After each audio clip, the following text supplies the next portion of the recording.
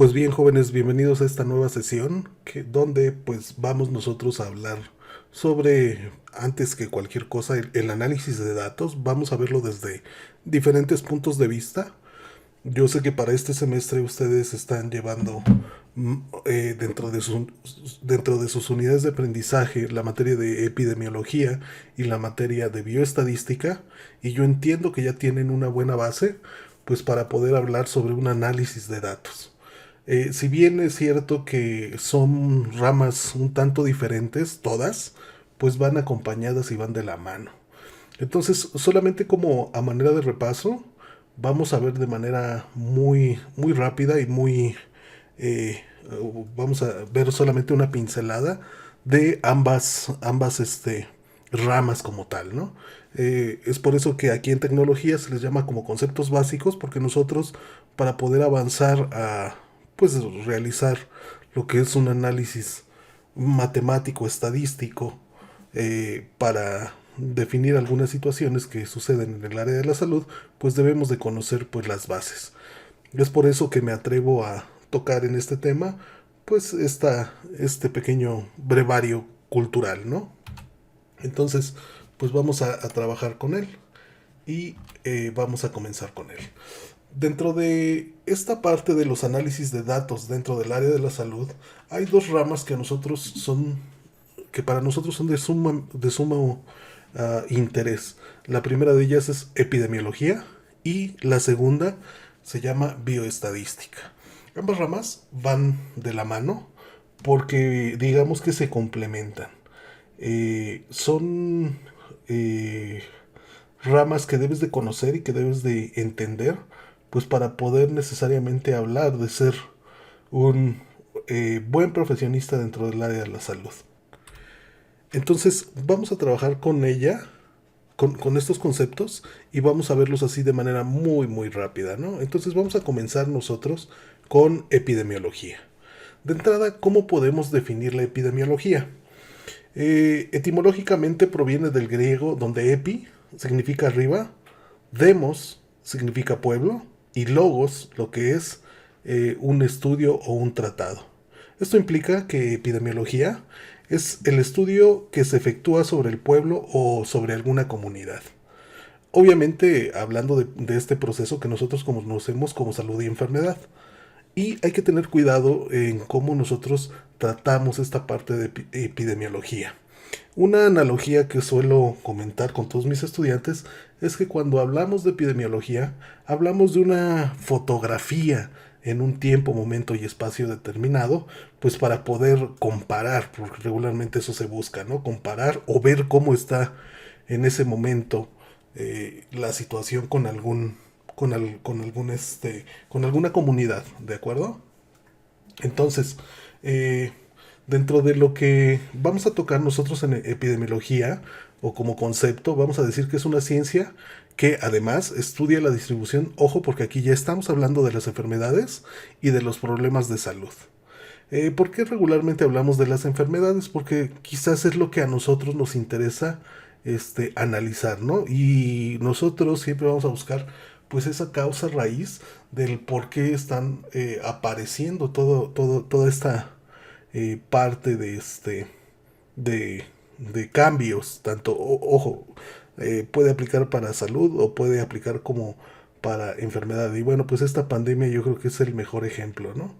De el interés que se busca. La epidemiología no es nueva, tiene muchísimos años donde nosotros como seres humanos ya pues de algún modo buscábamos documentar lo que pasaba con necesariamente este concepto de salud y enfermedad, ¿no? Por ahí los griegos escribieron, el papiro de Evers, y bueno, hay muchas situaciones que nosotros debemos de recordar, ¿no?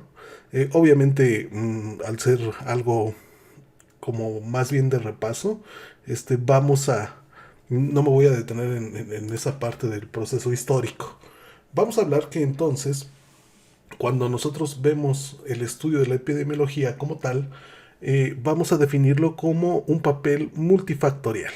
¿Por qué multifactorial? Porque incluye diferentes factores, muchos de ellos que son conocidos como determinantes Y bueno, vamos a ver de qué se trata, ¿no? Número uno, que tenemos aquí al lado izquierdo, que es la genética, obviamente de la población o de las personas. Dos, el medio ambiente. ¿Por qué el medio ambiente es importante? Pues porque de alguna manera impacta en la salud de las personas. Tres, la alimentación, por supuesto que yo sé que va muy enfocado a estilos de vida, pero también es importante conocer un poquito sobre qué comen las personas, ¿no? Cómo son sus hábitos alimenticios. Obviamente, y a estas alturas, también otro factor que es de interés y que regularmente buscamos estudiar es consumo de alcohol y tabaco, ¿sale? Y en algunos casos inclusive puede ser de fármacos duros o drogas, ¿no? Y nosotros también tenemos determinantes que podemos llamar como sociales. En este caso, yo solamente voy a tocar estos dos, que es como género, ¿sale? Porque obviamente hay en ocasiones diferencias en cuanto a cómo se comportan eh, estos determinantes en hombres y mujeres. Obviamente lo digo en un buen sentido, no de manera peyorativa. Obviamente otro determinante social es pues el modus vivendi, ¿no? La clase social a la cual se pertenece y cómo se vive, ¿no? Y qué hábitos se tienen. Entonces es muy muy interesante hablar sobre epidemiología porque nos metemos a muchos roles que existen necesariamente en la sociedad como tal, ¿no? Estos son algunos de los determinantes sociales de la salud. Y ojo, porque aquí, cuando hablamos de estos determinantes sociales, también hablamos de inequidades que existen y esto ya va más enfocado a políticas públicas que se tienen pues en los países como tal, ¿no? O sea, es decir, si el país es primermundista, si el país tiene buenas políticas de salud, por ejemplo Cuba, que a pesar de que no es un país que sea potencia, pues tiene una muy buena política de salud y pues vaya, es un ejemplo a nivel mundial de que pues no necesariamente debes de ser una potencia para poder ofrecer servicios buenos a tu población, ¿no? Entonces, vamos a empezar de este lado izquierdo. Vamos a ver que tenemos un contexto socioeconómico y político. Obviamente, otro factor es la gobernanza, es decir, el buen gobierno. Eh, Política también influye bastante, ¿no? Macroeconomía, salud y sociedad. Son como que tres puntos que nosotros debemos de entender y que debemos de considerar. Y bueno, para terminar con este pequeño bloquecito, vamos a ver que tenemos normas y valores culturales y de la sociedad. Es decir, cómo vives, cómo piensas, ¿no? En cuanto a, pues necesariamente esa transición y esa atención de salud. Eh, Obviamente, nosotros, cuando hablemos de estos determinantes sociales, vamos a, pues, tener que hablar, como lo acabamos de hacer, la posición social. ¿Por qué la posición social? Porque obviamente incluye una circunstancia material, es decir, eh, pues el acceso a los servicios. Por ejemplo, hay países donde obviamente su modelo de salud es pagar un, un seguro de salud como tal, y obviamente ahí tú ya estás generando una brecha de inequidad para quien no puede pagar esos seguros, ¿no? Cohesión social, factores psicosociales, por ejemplo Canadá, que de pronto su manera de pensar es, pues yo soy afortunado porque pues tengo un ingreso seguro y yo sé que hay personas que no pueden tener el mismo ingreso que yo, pero yo puedo ser compartido y ofrecerles a ellos lo que yo tengo, ¿no? Y eso obviamente nos lleva a ese factor conductual donde pues de pronto las sociedades adoptan estas políticas para el bienestar común, ¿de acuerdo? Antes que el personal. Y bueno, pues factores biológicos que también son muy, muy interesantes de estudiar. Obviamente, dentro de estos determinantes, dependerá la educación, la ocupación, los ingresos que se tienen, el sexo, que también podríamos hablar de la manera de pensar, y bueno, raza o etnicidad que de pronto pues prácticamente va enfocado a cómo eh, piensa la gente, ¿no? Qué usos y costumbres se dan en cuanto a materias de salud, ¿no? Y obviamente, pues nosotros vamos a poder eh, hablar necesariamente sobre un sistema de atención en salud y cómo ésta es distribuida, ¿no? Eh, Obviamente no es lo mismo hablar de cómo se comportan eh, los modelos de salud en México, en Estados Unidos, hablábamos de Cuba, podríamos hablar de Latinoamérica, podríamos hablar de Europa, podríamos hablar de Asia, podríamos hablar de pues prácticamente cualquier lugar y vamos a encontrar diferencias muy marcadas que en determinado momento pues sí influyen en cómo se vive el sistema de atención de salud en cada uno de los países, ¿no? Entonces creo que con este contexto nosotros podemos entender que pues epidemiología es muy muy amplio, ¿no? Dentro de la epidemiología, una de las cosas que se estila o se acostumbra a hacer son los estudios de vigilancia epidemiológica. Aquí en México, bueno, pues se hace semanalmente y también hay investigaciones descriptivas. En cuanto a los estudios de vigilancia, estos nos van a ayudar a saber cuántas personas están afectadas por una determinada enfermedad. De hecho, yo te acababa de decir que en México pues es algo que se lleva desde hace algunos años y es llevar un registro de tanto hospitales como lo es Secretaría de Salud, como lo es el IMSS, como lo es el ISSSTE, y generar unos boletines que se llaman boletines epidemiológicos que se sacan semanalmente. Y pues en esos boletines se describen eh, por estado y son muy muy precisos en cuanto a la información. Ojo, porque muy precisos también lo dejo entre comillas, ¿no? Muy precisos de los casos que llegan a los hospitales, ¿sale? Y obviamente en esos boletines también de pronto vamos a entender las características y comportamientos de las enfermedades como tal. Y obviamente pues nosotros podemos encontrar varias características que nos van a poder eh, pues ayudar a saber cómo es el comportamiento, ¿no? Y bueno, pues ahorita se está viviendo lo que es pandemia COVID, donde diario se hace una pequeña conferencia eh, de salud donde se va informando el estado de nuevos casos en todo el país, ¿no? De hecho, eso es uno de los mejores ejemplos que te puedo poner en este momento sobre vigilancia epidemiológica, ¿no? Y a raíz de los datos que se obtienen, pues se hace un análisis para una toma de decisiones que pues obviamente van a afectar a diferentes estados, municipios y obviamente eso también se va a ver reflejado en el modo de vida de las personas, ¿no? Nosotros también tenemos investigaciones descriptivas que estas nos van a ayudar a pues conocer la aparición de esos problemas de salud y su causalidad, ¿no?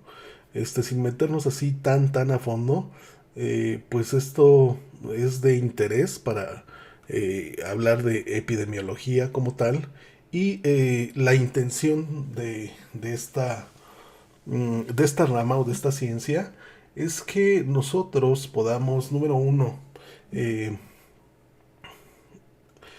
entender cómo se están comportando ese proceso de transición entre salud y enfermedad, que muchas veces aquí obviamente hay muchos conceptos que yo espero que ya conozcan, que ya manejen, mortalidad, letalidad, natalidad, este, eh, tasas, razones, proporciones, etcétera, eh, que de hecho pues son como que el lenguaje que debes de conocer y que debes de hablar como tal, ¿no?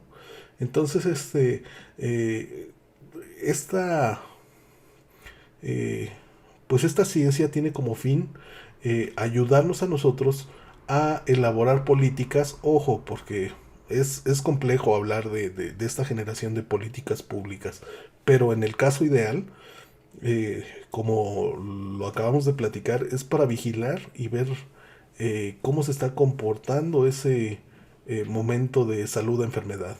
Número dos, de prevención, ¿sale? Quizá aquí en México no se ve tanto, pero en otros países existe esa cultura de prevención, ¿de acuerdo? O sea, hay modelos en los cuales un profesionista dentro del área de la salud recibe un salario o un bono mayor si es que hace que alguno de sus pacientes baje de peso, ¿no? Por decir alguna, eh, pues, política de prevención que en México no sucede, ¿no? Obviamente, prevenir siempre va a ser más barato que mantener o corregir, ¿no? Protección, ¿sale? ¿Por qué protección? Porque pues obviamente eh, tú vas a medir lo que está pasando en tu territorio y tú puedes adoptar algunas políticas de restricción, ¿no? Lo estamos viendo con algunos estados que de pronto dicen, bueno, aunque nosotros no estamos en foco rojo, pues vamos a implementar el toque de queda, por ejemplo, ¿no? Y ojo, porque obviamente algo que nos hace falta bastante es promoción de la salud. Ojo, no porque no se haga, sino porque su impacto quizá no es tan efectivo como en algunos otros países. Entonces, con esta parte de epidemiología, este, vamos a cerrar diciendo que su objetivo principal, ante todo, ante cualquier circunstancia, es mejorar la salud de las personas.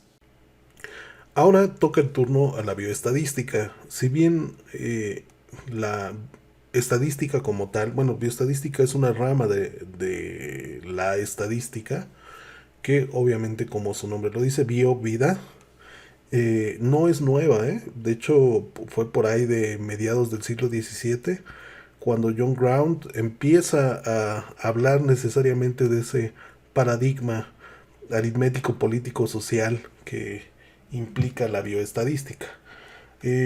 Cuando nosotros hablemos de bioestadística, vamos a hablar de una ciencia o de una disciplina que es la encargada del desarrollo y la aplicación. Ojo, porque aquí vamos a hablar de métodos o modelos matemáticos para pues resolver algunos problemas que surgen pues en las ciencias de la vida, ¿no? Obviamente pues va o es regularmente aplicado a la medicina, salud pública o biología y pues tiene mucha relación con epidemiología, ¿no? En este caso, pues lo que a nosotros nos interesa pues saber y tratar y conocer es que pues son, vamos a llamarlo, son ciencias que van muy afines, van como que de la mano y prácticamente se vuelven ramas que caminan juntas, ¿no? Entonces, bueno, como definición, aquí tenemos que dice la bioestadística es la rama de la estadística que se ocupa de los problemas planteados dentro de la ciencia de la vida, como la biología o la medicina, te lo acabo de decir, ¿no? Médicos, enfermeras, químicos, especialistas en salud pública, entre otros, necesitan conocer los principios que guían la aplicación de los métodos estadísticos a los temas propios de sus respectivas áreas del conocimiento, porque es el método objetivo, racional y matemático a través del cual una hipótesis científica puede ser comprobada. Ojo, porque aquí ya estamos hablando de un modelo o de un método científico que seguramente ya conoces, que ya has tenido la oportunidad de tratar y pues sí, efectivamente aquí lo que vamos a buscar es medir y demostrar o rechazar cuando estas hipótesis eh, se cumplen o no. Y bien, cuando nosotros hablamos de bioestadística, regularmente vamos a encontrarlo dividido en cuatro partes. La primera de ellas habla sobre el diseño muestral, es decir, cómo nosotros vamos a definir esos grupos, si va a ser, por ejemplo, un muestreo aleatorio, es decir, que vamos a ocupar métodos comúnmente atribuidos al azar para escoger nuestra muestra, o si no es o puede ser un muestreo no aleatorio, donde pues el investigador o el estadista va a ejercer su criterio y va a elegir obviamente, dentro de ese universo o esa población, eh, los, su muestra como mejor convenga, ¿no? Obviamente, cuando nosotros hablamos necesariamente de esa parte, otra, vamos a decir, otra división es el cálculo del tamaño de la muestra, ¿no? Debe de ser representativa de la población en general, ¿sale? Hay diferentes maneras de calcularlo, pero siempre se busca que pues cumpla con esa parte de ser representativa, ¿no? Y dentro de esa estadística que nosotros vamos a hacer, vamos a encontrar dos tipos. La que es estadística descriptiva, que es cuando nosotros prácticamente no ocupamos como tal una muestra, sino aplicamos un análisis a toda una población y hablamos de ella, ¿no? Es decir, no sé, el grupo de quinto semestre consta de 30 estudiantes, de los cuales 28 son mujeres, 3 son hombres, ¿no? Y empiezas a hablar sobre necesariamente esa población, ¿sale? Y también vamos a encontrar esa parte de la estadística analítica o inferencial, que es donde una vez que tú calculaste esa muestra, pues a raíz de esa muestra tú vas a hacer inferencias que pueden, eh, acuérdate que una inferencia es como un enunciado que tú vas a proponer, ¿sale? Como una pequeña hipótesis sobre algo, ¿no? Entonces, hablar necesariamente de bioestadística también es muy, muy amplio, pero pues estamos viendo así como que de manera muy, muy rápida el cómo es que trabaja todo esto, ¿no? Entonces, pues si te das cuenta, los conceptos no son muy, muy complicados y hay que recordar pues necesariamente esta parte, ¿no? Considerando que la investigación clínica se realiza en una muestra que debe representar a la población de estudio, es necesario que los datos sean matemáticamente analizados. Y ojo porque aquí vamos a entrar nosotros con tecnologías, ¿sale? Utilizando pruebas estadísticas apropiadas para que se puedan extraer conclusiones científicamente válidas. Tan relevante es la bioestadística que la evidencia en salud está construida a base de esta. En base a esta, perdón. Entonces, si te das cuenta, aquí es donde se hace esa conexión, donde hay esa interacción entre tanto epidemiología como bioestadística y también tecnologías, ¿no? Porque obviamente estamos hablando ya de un método matemático, un modelado, que regularmente lo haces a través de un software. Y pues regularmente, y ya te lo he comentado en varias ocasiones, lo puedes hacer desde en Excel como una hoja de cálculo o puedes ocupar un software ya más específico para análisis estadísticos, que es lo que nosotros vamos a trabajar en este tercer bloque. Hay que tener mucho, mucho cuidado en el sentido de que regularmente qué pasa con ustedes como estudiantes dentro de el área de la salud, ¿no?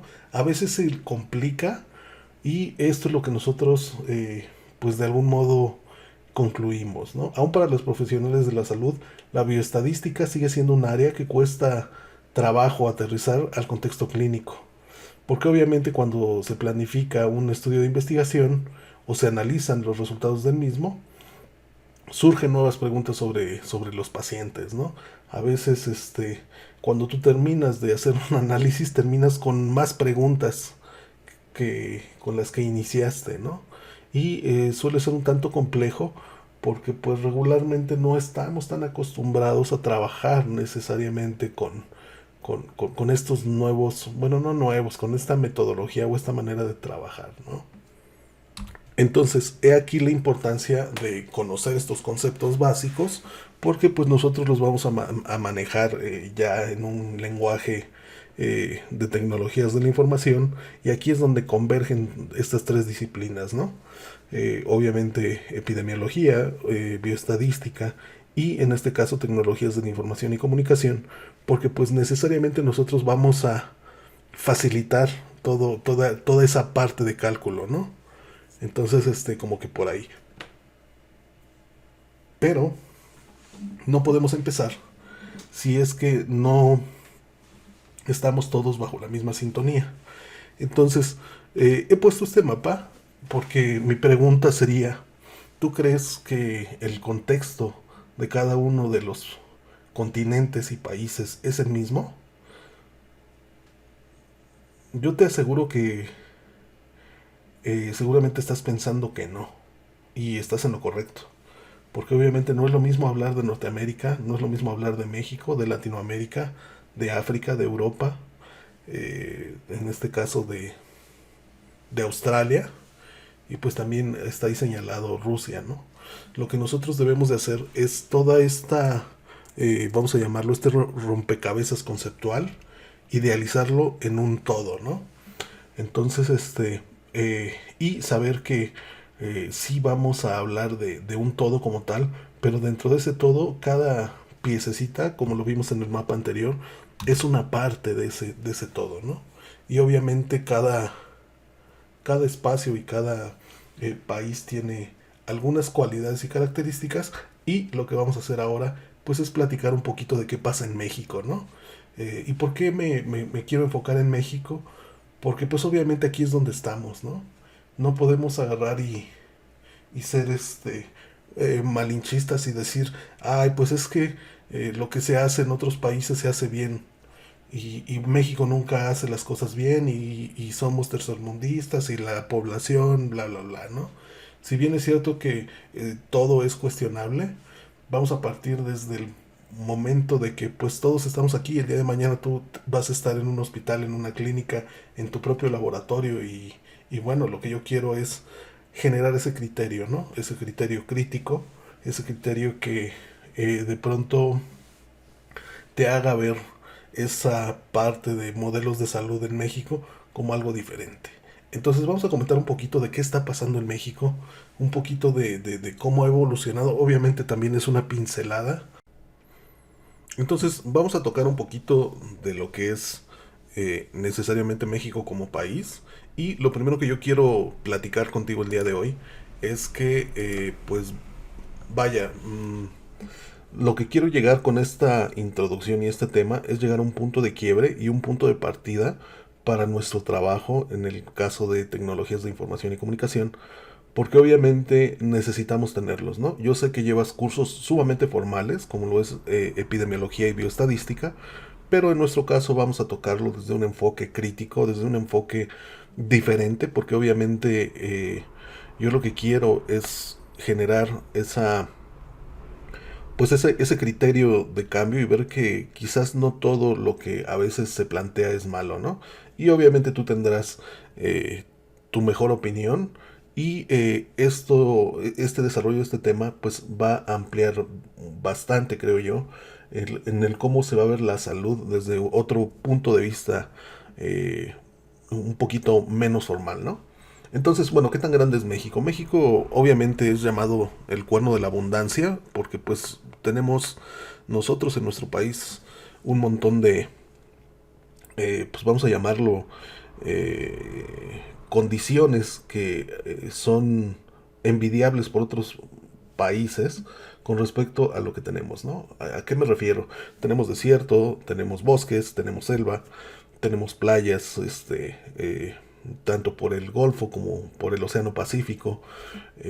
Tenemos mucha cultura, tenemos obviamente ¿cómo decirlo? Esta parte gastronómica. Y bueno, México en realidad es un país que muchos extranjeros visitan para conocer, ¿no? Desde, vaya, es regularmente, hasta antes de pandemia, es uno de los destinos turísticos que más buscan las personas extranjeras, ¿no? Obviamente por lo barato que es estar pues, en países de Latinoamérica, México no es la excepción, y de pronto vamos a ver qué tan grandes somos, ¿no? Comparado con otros países. La imagen que estás viendo en este momento, estamos viendo pues prácticamente el tamaño de 24 países que podrían entrar en nuestro territorio mexicano, ¿no? Eh, sin importar o sin meternos en ese rollo de que si son primermundistas o no. Por ejemplo, aquí tenemos a Alemania, tenemos a Inglaterra, y si te das cuenta, nuestro país no es pequeño, ¿sale? Eh, Estos son los 24 países de los que yo te estoy hablando. No voy a meterme mucho en esa parte, más bien solamente es para que te des una idea de qué tan grande es nuestro territorio nacional, y obviamente tenemos que hablar sobre nuestra población. Y para este dato yo quiero ser muy, ser muy claro, y vamos a decir que en México existimos 119 millones 938 mil 473 personas, ¿sale? Esto, de acuerdo a la última cifra oficial, este año 2020 estaba en proceso todo este censo poblacional que hace el INEGI, y la estimación es que al terminarlo, quizás nuestra cifra aumente a 127 millones de personas aproximadamente, ¿no? Donde obviamente la mayoría son mujeres y su rol es de suma importancia para el desarrollo del país. Entonces, ojo con este dato porque lo vamos a estar retomando, lo vamos a estar tocando. Y lo que yo quiero tocar o conocer en este momento, pues son necesariamente en cómo estamos en cuanto al acceso a la salud. Eh, Antes de comenzar a hablar de esta diapositiva, te recomiendo que visites el sitio del INEGI. La verdad es que estoy sorprendido de qué tan fácil lo han hecho, eh, o qué tan navegable e interesante es. Te presentan un montón de datos que son de interés, y en un par de clics tú puedes encontrar datos de todo México, de algún estado en particular, y la verdad es que su sitio está muy muy bien diseñado, ¿no? Bueno, regresando a esta parte de la diapositiva, eh, en México, y de acuerdo a cifras del INEGI, la población que cuenta con acceso a los servicios de salud es de 82%. Aparentemente podría ser una cifra aceptable. Sin embargo, en cuanto a países promedios miembros de la OECD, que es la Organización para la Cooperación y Desarrollos Económicos, su estándar es del 97.9%. O sea, sí hay una diferencia notoria en cuanto a lo que se pretende y en cómo estamos, ¿no? Eh, para que te des una idea y para que materialicemos ese porcentaje, porque obviamente hablar de porcentajes de pronto no nos representa. Para 2015 nosotros teníamos una cifra de 119 millones de personas, y de los cuales 21 millones no tenían acceso a los servicios de salud. Esa cifra es la oficial por INEGI y se ha actualizado. Para el año 2020 nosotros ya somos 126 millones 14 mil 24 personas, y ha aumentado de 2015 a la fecha a 35.7 millones de personas que no tienen acceso a los servicios de salud. Una de las cosas que debemos de considerar es que también la pobreza, que implica al 43.9 de la población en México, pues tiene, además o sea, pobreza no solamente es el ingreso, sino también tiene que ver con derechos sociales como rezago educativo, acceso a servicios de salud, acceso a seguridad social, a servicios básicos de vivienda, alimentación nutritiva, al contexto territorial, el grado de cohesión social, el grado de accesibilidad a carreteras y caminos pavimentados, y bueno, es así como se mide la pobreza en México. Entonces sí son datos que debemos reflexionar y que debemos de poner pues necesariamente en balanza para poder entender un poco mejor el contexto. En lo que me voy a enfocar para esta plática que estamos teniendo, para esta sesión, es necesariamente en eh, gente que por su condición geográfica o por ser parte de algún pueblo, de alguna etnia indígena, de pronto quedan marginados por los servicios que ofrece el gobierno como tal, ¿no? Y esto obviamente no nada más pasa en México, pasa en toda Latinoamérica y pues hay que comentarlo, ¿no? Hay que comentar esa brecha porque pues si bien es cierto que es muy muy marcada, lo cierto es que pues podemos encontrar algunas situaciones que también nos van a llevar a una reflexión, ¿no? Entonces, bueno, los pueblos indígenas aportan una importante vitalidad y diversidad a los 24 países que habitan. Obviamente, al hablar de pueblos indígenas, es también muchas veces tocar esa parte cultural que implica, ¿no?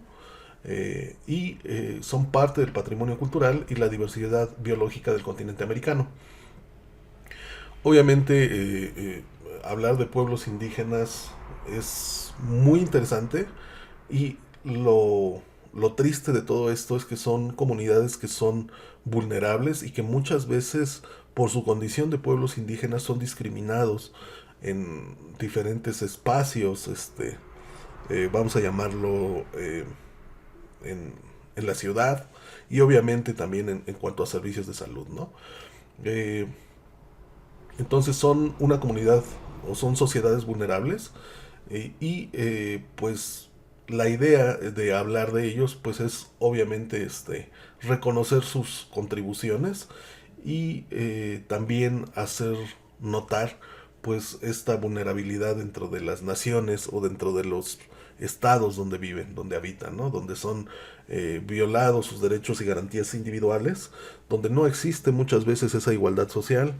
Obviamente la condición política y económica son sumamente comprometidas.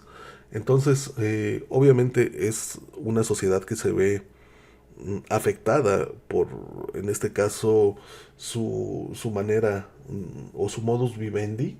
Y pues vamos a hablar un poquito de ellos, ¿no? Este, ok.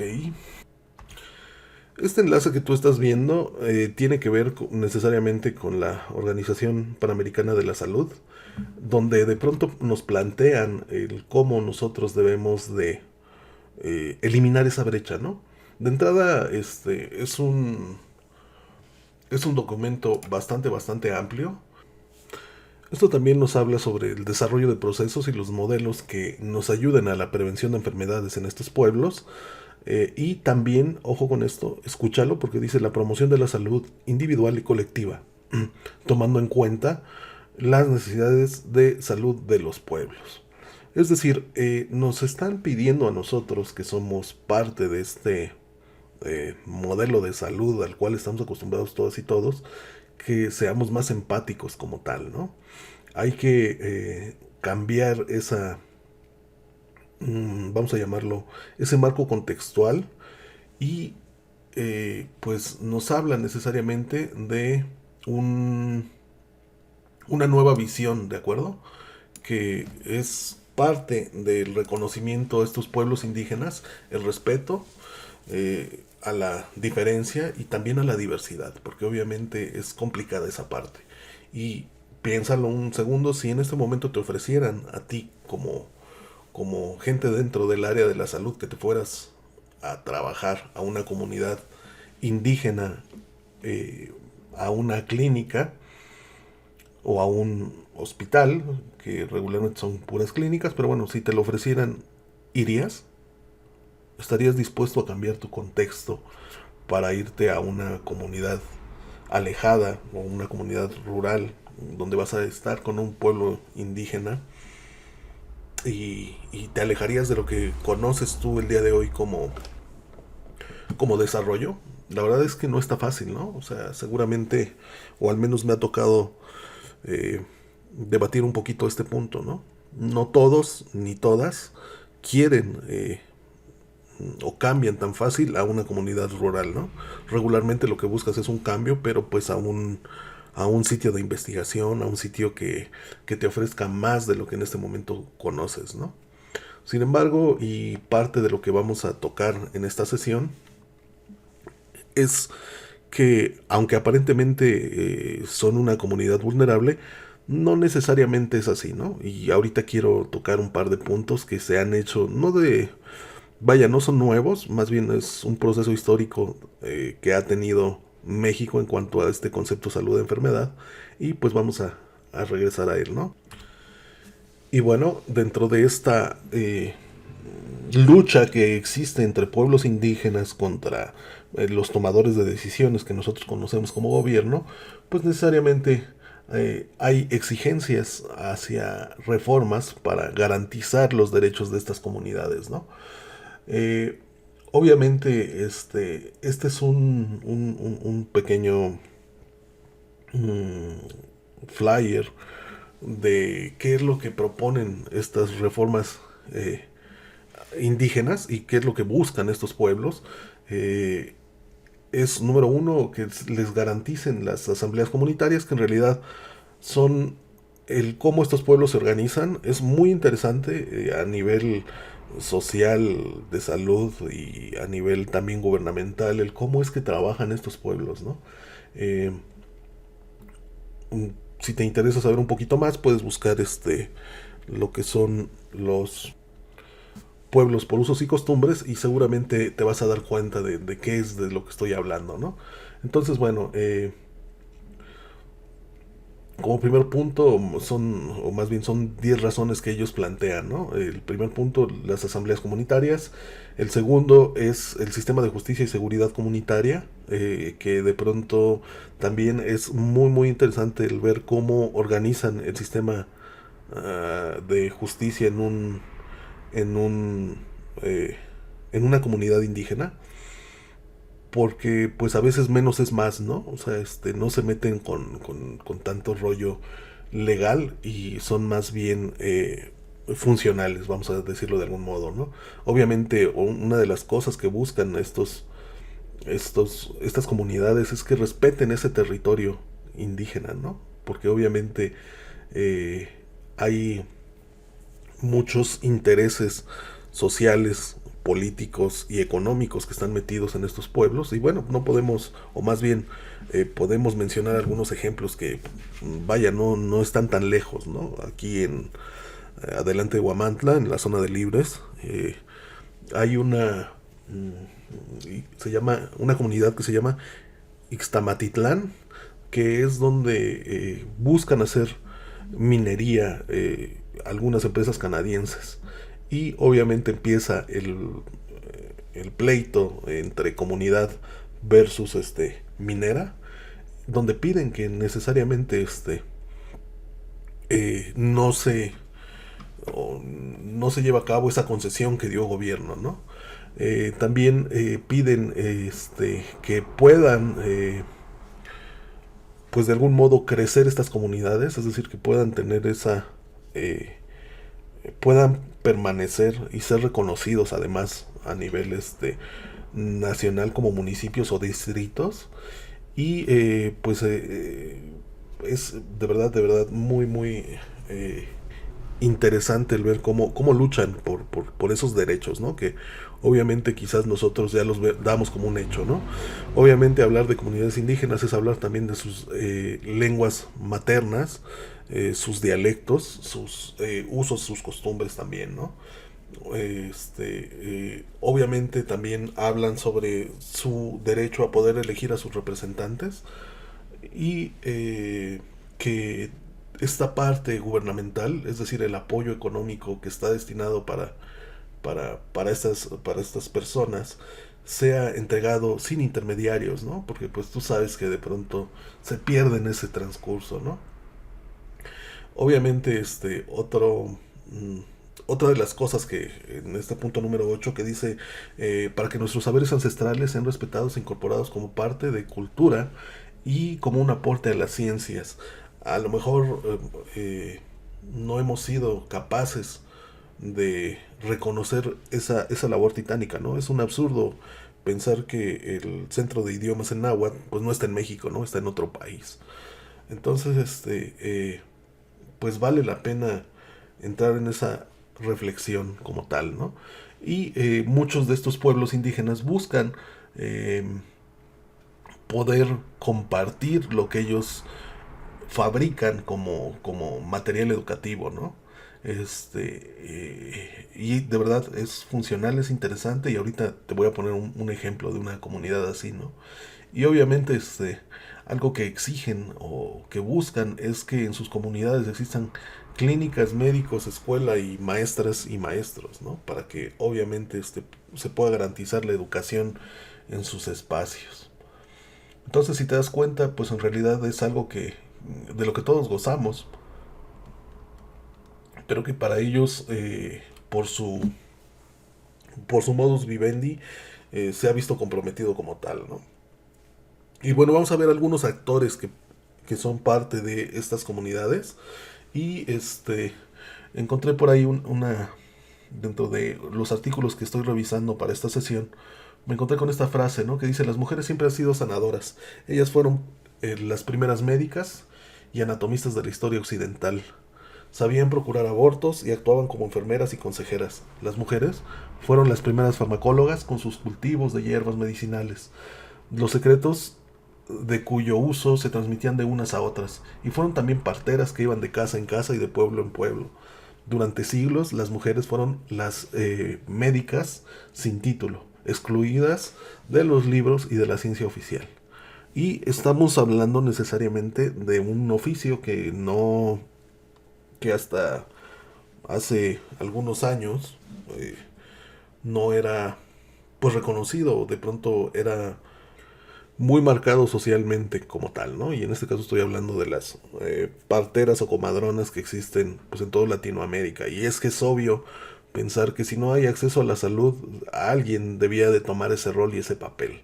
Y hablando necesariamente de estos roles y papeles, pues obviamente mencionar a las parteras que, ojo, ya con el tiempo la Secretaría de Salud capacita a través de cursos y les da ese, entre comillas, reconocimiento, porque también lo cierto es que no es lo mismo ir con estas personas que son, pues vamos a llamarlo como los médicos del pueblo, a que cuando llega alguien externo con una bata, pues no es la misma confianza, ¿no? Y de pronto no es a lo que estás acostumbrado.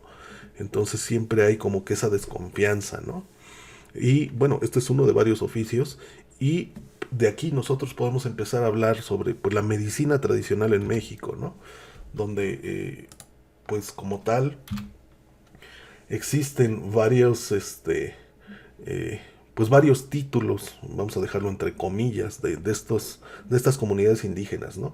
Obviamente estamos hablando de parteras, curanderos, hierberos, hueseros, rezador, un medium, un sobador, habría quien los llamaba brujo, rameador, un hechicero, ¿no? Como tal.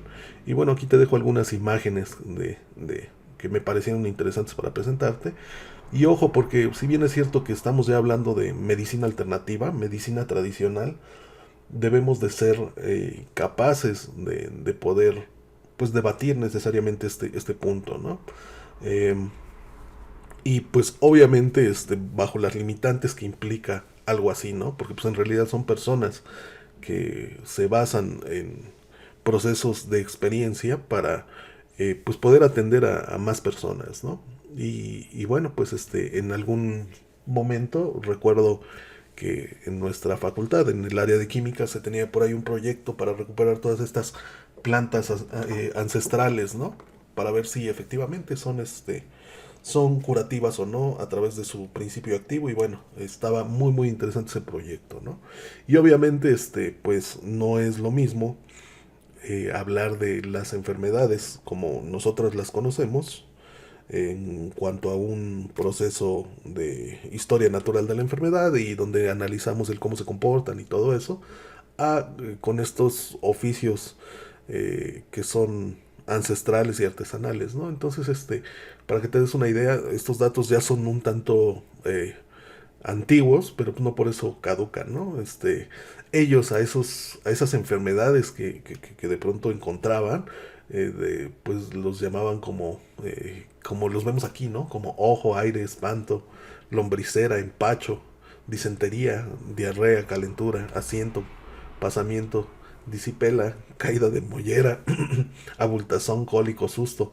Entonces, tos, vómito, parasitosis, enlechadura, deposición, granos, ataque, calor, dolor de cabeza. Y bueno, así es como ellos lo nombraban, ¿no? Y dentro de las plantas que más ocupaban, están necesariamente estas plantitas que nosotros tenemos del lado derecho, como son sosa, epazote, hoja de cáncer, sábila, árnica, ajo, limón, nanche, sanalotodo, maguey. Y bueno, si te das cuenta, pues algunas de estas plantitas te aseguro que las has ocupado en alguna ocasión o has escuchado que el abuelito o la tía, etcétera, etcétera, lo recomiendan, ¿no? Entonces, es como estos pueblos de pronto buscaban atender sus padecimientos, ¿no?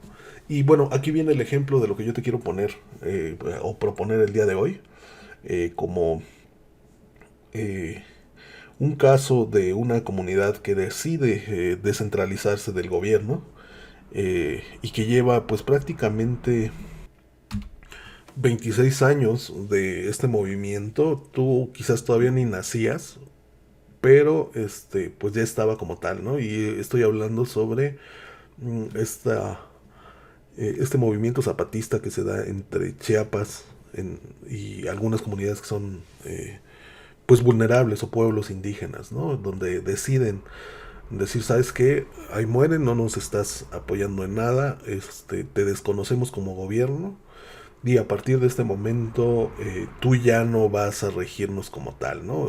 Dicho de otro modo, una pequeña revolución.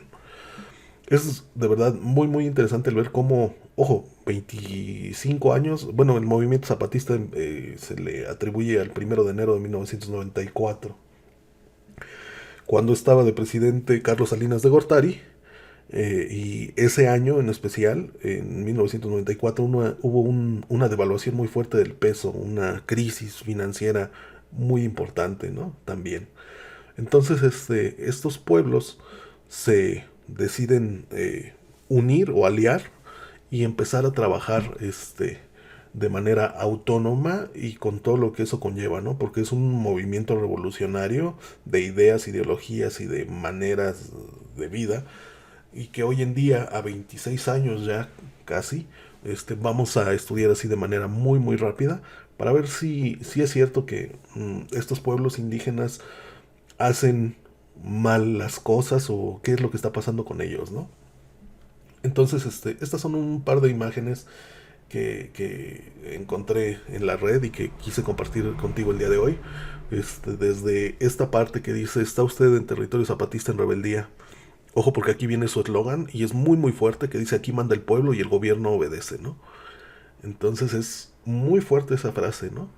Por ejemplo, ahí hay otro del Istmo, que dice el istmo es nuestro, de los pueblos indígenas, del pueblo mexicano, no de las empresas ni de los gobiernos. Entonces, bueno, a pesar de que podríamos pensar que es una forma arcaica de autogobierno, lo cierto es que sigue presente, ¿no? Y que nos da varias ideas que vamos a tocar el día de hoy.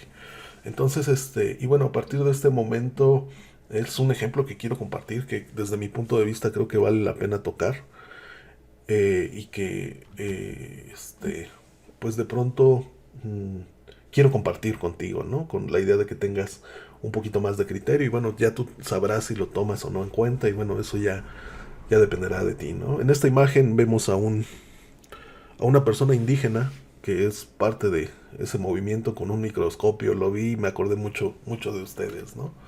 Entonces, este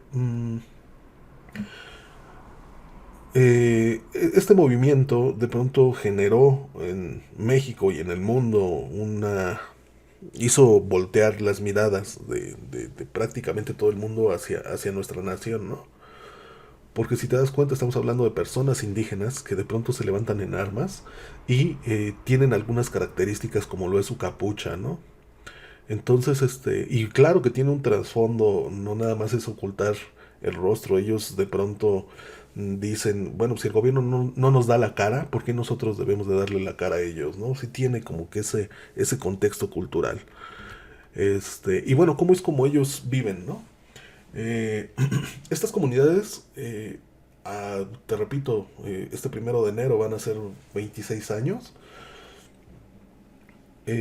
pues han cambiado su modus vivendi gracias a esa autonomía que generaron a través de ese movimiento y claro, de muertes y de masacres y de pues luchar contra el gobierno como tal, ¿no? Ha sido un levantamiento que hasta el sol de hoy se mantiene vivo Y pues obviamente ha sido muy interesante el ver cómo han cambiado esa parte, ¿no?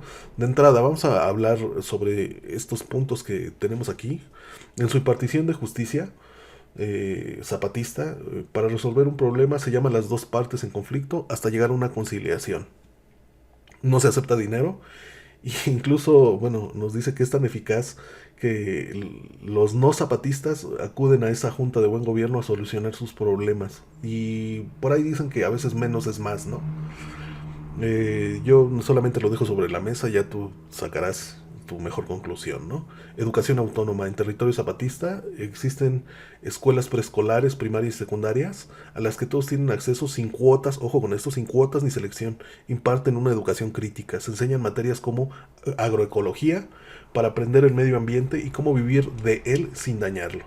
Se están preparando otros niveles de escolaridad, es decir, ojo con esto porque, de hecho, cuando yo lo leí, eh, están hablando de una educación autosustentable y además amigable con el medio ambiente, ¿no? Y también es mucho de la filosofía de pueblos indígenas, ¿no? Tomar lo que necesitas y hay muchos contextos para lograrlo, ¿no? En cuanto a las mujeres, ojo, porque aquí también es muy interesante socialmente hablando este panorama y esta visión que tienen ellos. Crearon la ley revolucionaria para las mujeres. Participan ampliamente como promotoras de salud y de educación. Tienen colectivos de trabajo y también de artistas. Ojo, porque aquí viene algo importante y que desde mi punto de vista debería de aplicarse para a nivel nacional, ¿no? Y pensando en lo que se está viviendo hoy en día con todo este movimiento feminista. Dice, los cargos públicos y gubernamentales son ocupados equitativamente. Creo que es una de las políticas más interesantes que deben implementarse, ¿no? Para necesariamente hablar de igualdad y equidad. Entonces, dice, los cargos públicos son ocupados equitativamente por hombres y mujeres, ¿sale?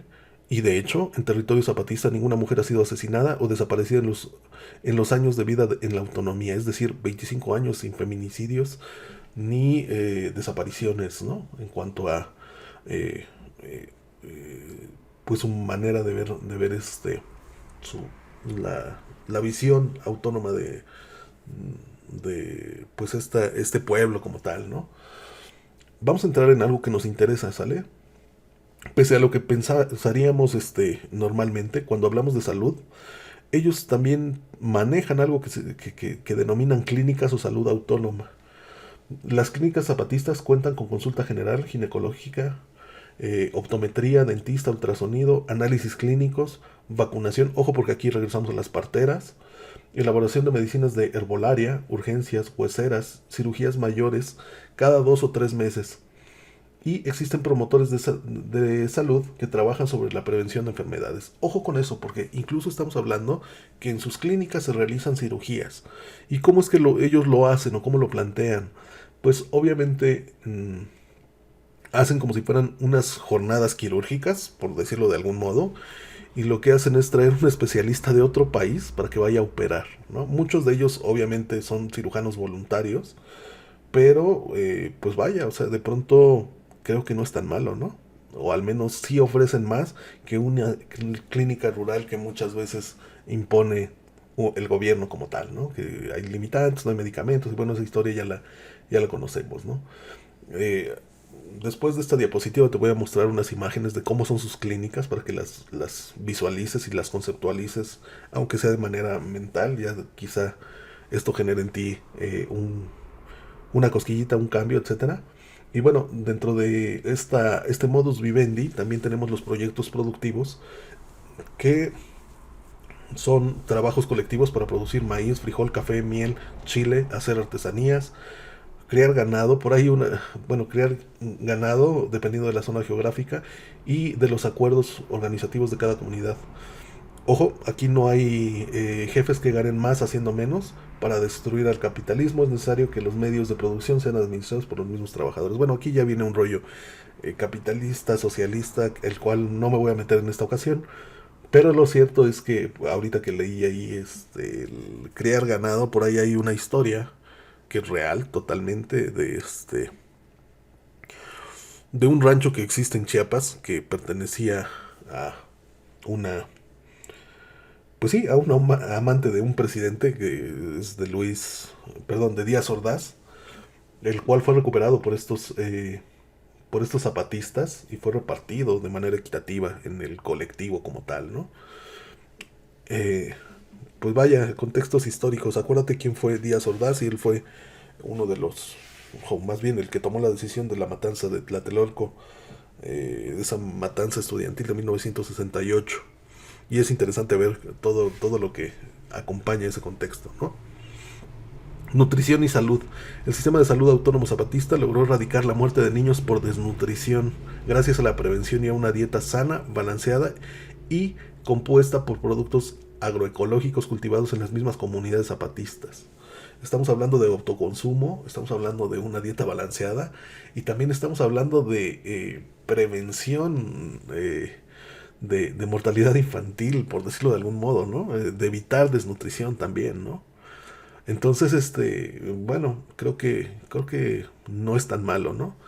Y obviamente, los tercios compas, así se llaman los medios de comunicación zapatistas que son muy otros, pues no son medios, son tercios. Nacieron para registrar la vida en la autonomía, informar y entretener. Cuentan con radios comunitarias y se han preparado como fotógrafos, camarógrafos, sonidistas y editores. Entonces, si te das cuenta, es muy interesante el ver cómo están trabajando. Seguramente han de tener por ahí algunas situaciones, no lo dudo, pero lo cierto es que se han mantenido, ¿no?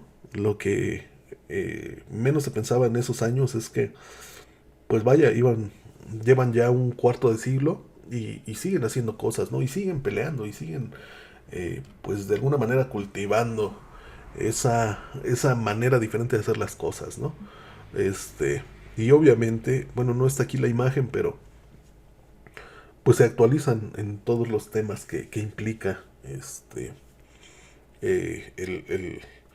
ser una comunidad, ¿no? Por ahí también, cuando decidí hablar un poquito sobre este tema, me encontré con una imagen que decía no al Tren Maya, no a la extinción de las selvas, etcétera, etcétera, ¿no? Bueno, las imágenes que tú estás viendo ahorita son de algunas clínicas zapatistas que están, vamos a decirlo entre comillas, vigentes, ¿no? En la cual, pues velas y son sumamente coloridas, y bueno, quizás sí rurales, pero funcionales, ¿no? Entonces, esto es una realidad que estamos viviendo en México, una realidad que pocas veces se comenta y que desde mi punto de vista vale la pena conocer, que vale la pena, eh, pues de algún punto debatir y ver si verdaderamente estamos siendo conscientes con todo lo que implica el incluir a comunidades indígenas como tal, ¿no? Ya para cerrar esta parte, me encontré esta imagen y con esto cierro lo que quería, pues de algún modo platicar contigo el día de hoy. Dice, ya se mira el horizonte, otro México nace abajo y a la izquierda, ¿no? Y pues bueno, desde mi punto de vista creo que pocas veces pensamos que las cosas pueden hacerse diferentes y este es un ejemplo de que no todo en México es una desigualdad y una brecha, sino más bien una oportunidad para reformarte y hacer las cosas de manera diferente, ¿no? No quiero decir que sea bueno o malo, simplemente quiero pues ponerlo sobre la mesa y que tú saques tu mejor opinión y obviamente ampliar tu panorama, porque de eso se trata, ¿no? Y te recuerdo que bueno, hay un par de materias que llevas formalmente y esto velo como un punto de quiebre o un punto crítico para que podamos avanzar. Y bien, pues ya para terminar nuestra sesión del día de hoy, vamos a ver cómo es que entramos nosotros como de manera tecnológica. Hablar sobre una evaluación de tecnologías en salud es hablar sobre un tema bastante amplio. ¿A qué nos referimos con esa evaluación? Bueno, vamos a hablar sobre, como lo vemos aquí, nos dice análisis e investigación del impacto en distintos ámbitos en la utilización de una tecnología sanitaria. Vamos a llamarlo como todos los recursos de hardware y software que nosotros, como, bueno, en mi caso como gente de informática, vamos a crear y a generar. Y pues obviamente para poder llegar a a un software o a un equipo, necesariamente se ocupan estos dos pasos, que es planeación, o tiene estas dos fases, planeación y ejecución. En cuanto a planeación, vamos a hablar perdón, del problema, vamos a ver los antecedentes, el metaanálisis, la revisión sistemática, los métodos, la población, la muestra, las variables, las fuentes de información, el análisis estadístico, los aspectos éticos totalmente. En cuanto a la planeación de un sistema o un software, necesariamente, y te lo digo como gente de tecnologías, nosotros partimos desde el hecho de que tanto el usuario como nosotros que creamos los sistemas, pues no sabemos nada, aunque lo sepamos, ¿no? ¿Por qué? Porque eso nos va a dar esa parte del poder aprender, esa amplitud y poder generar esta herramienta o este software de manera pues más mm, específica. Obviamente nosotros estudiamos el problema, vemos de qué se va a tratar, buscamos todas las fuentes de información, es decir, hablamos con todos los actores relacionados o que van a transitar por ese software. En este caso, vamos a hablar con los pacientes, vamos a hablar con los especialistas, que pueden ser el médico, la enfermera, el químico, etcétera. Vamos a hablar quizás con la gente de epidemiología, este, para generar un software que sea útil o que pueda ser escalable para todos y todas, ¿no? Obviamente entra esta siguiente fase que se llama ejecución, donde pues vamos a hacer varias pruebas, algunas son pruebas piloto, donde vamos a testear o probar ese software y vamos a ver los resultados, vamos a discutirlo, vamos a hacer una conclusión y eh, para pues nuevamente rectificar o hacer un proceso de reingeniería y pues vamos a también a hacer una difusión de esos resultados. Cuando nosotros evaluamos estas tecnologías de salud, regularmente lo que se busca es medir su eficacia, su efectividad y su seguridad. Y más hablando en el área de la salud, son tres principios que se deben de tomar en cuenta. Regularmente cuando hablamos de tecnología tiene un impacto económico que regularmente es de ahorro, el impacto organizacional, es decir, cómo los diferentes actores que acabo de mencionar lo, lo evalúan, porque hay quien dice, es que ese software es muy complicado, tiene muchos botoncitos, no es que se traba, no funciona, etcétera. Y también, y solamente en el área de la salud, el impacto ético y social. ¿Por qué? Porque el área de la salud es un área delicada. Hay muchos principios y valores que son bioéticos, desde la presunción de confidencialidad con tu paciente, desde ahí empezamos con el primer debate, y obviamente también platicar con la contraparte, que en este caso sería el paciente, ¿no? Oye, ¿qué opinas de un expediente clínico electrónico, ¿no? Por decir alguna cosa, ¿no? Entonces, esas son las evaluaciones que vamos a tener. ¿Y para qué nos ayuda esta evaluación? Bueno, pues para, como aquí lo tenemos, para tomar decisiones, eh, para mejorar la seguridad, en este caso del software o de los datos, un ahorro de gastos, obviamente al ser a través de un software hay mm, procesos que pueden ser más rápidos, más eficaces, y que impliquen un menor costo para la institución y también la calidad, ¿no? Mejorar la calidad del servicio y pues ya se está haciendo en diferentes instituciones, tanto privadas como públicas, y pues de eso se trata, ¿no? La idea es que al final nosotros tengamos esa, vamos a decirlo, esa mejora en pro de la salud individual y colectiva, que es de lo que se trata todo esto. Entonces, bueno, creo que hasta aquí vamos a dejar esta sesión.